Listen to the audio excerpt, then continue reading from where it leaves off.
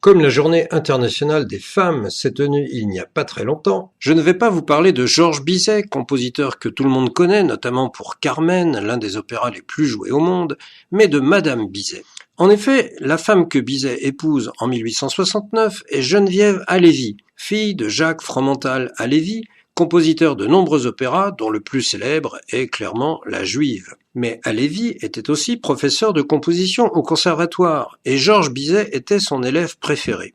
Par son mariage, Bizet entre donc dans la famille Halévy, grande famille juive qui compte à cette époque dans la société française. Mais Bizet meurt en 1875, après 6 ans de mariage, peu après la création de Carmen à l'âge de 36 ans.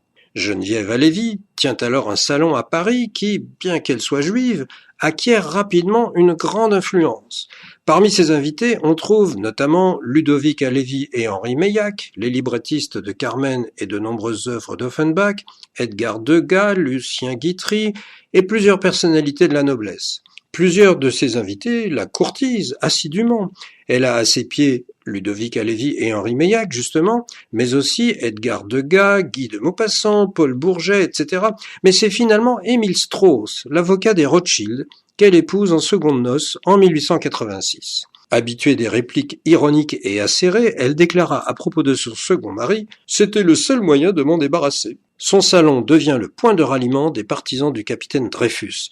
C'est là que se prépare l'article de l'Aurore. Elle intervient auprès du président du Conseil, Waldeck-Rousseau, pour qu'il confie le ministère de la Guerre à un général favorable à la révision du procès de Dreyfus. À la fin de sa vie, elle prend ses distances avec le monde, surtout après le suicide de son fils en 1922. Un peu avant sa mort, qui survient en 1926, on lui avait suggéré de se convertir au catholicisme, mais elle avait eu cette réplique devenue fameuse « J'ai trop peu de religion pour en changer ». Mais pour finir, nous allons tout de même bien sûr entendre un extrait célébrissime de Carmen de Bizet.